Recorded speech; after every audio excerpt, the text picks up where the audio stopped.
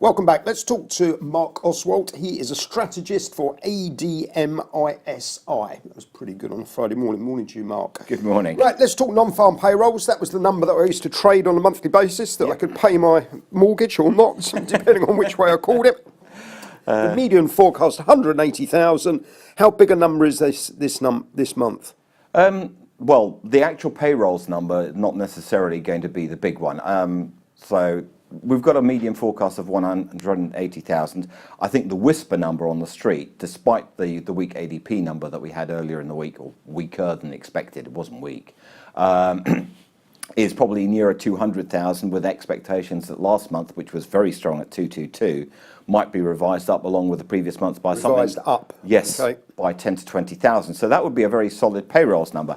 However, the market's really sceptical about this whole idea of the Fed going with another rate hike in December at the moment. There's a 37% probability assigned to it in market terms at the moment. And so really what they're going to be focused in above all is the average hourly earnings number. Forecast there, or the consensus, is for a 0.3% month-on-month rise, which is a healthy rise, but unfortunately there's a bigger rise in last year falling out of the comparison. So we're looking at the year-on-year rate dropping down to 2.4, and a lot of people will be going, well, we've got inflation, core inflation down at 1.5%, wage growth isn't particularly impressive, why did the Fed need to go again? And that's sort of, even if payrolls were stronger, if that turns out weak, that's the number that markets will focus in on. And it would probably be pretty good for pretty much all asset classes, equities and bonds, no doubt about it.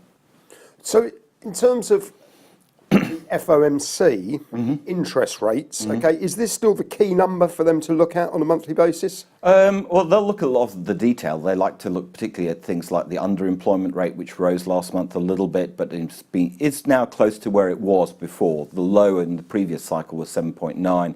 It's ticked up to 8.6, but they're looking at that quite closely. Labour force participation rate. They are looking at that, but for the time being, in terms of rates, I think one has to make this distinction. Rates will be moved on what happens with inflation, and they've said basically the inflation downtick that we've got at the moment is transitory, but Ms. Yellen herself has even expressed some doubt as to whether that will prove to be true. The other side of the equation, growth above all, is what will dictate what happens with their balance sheet, and where the next policy move will not be on rates. It will be in September, and they are likely to initiate a balance sheet reduction. Very, very small way, of 10 billion a month to start with. Yep. But the two things are probably quite separate. So the GDP numbers and the general retail sales and industrial production are important in terms of the trajectory for balance sheet reduction, whereas the labour data, to some extent, above all average hourly earnings and the inflation numbers, are important in terms of what happens with rates. Understood. Marc, thank you very much indeed.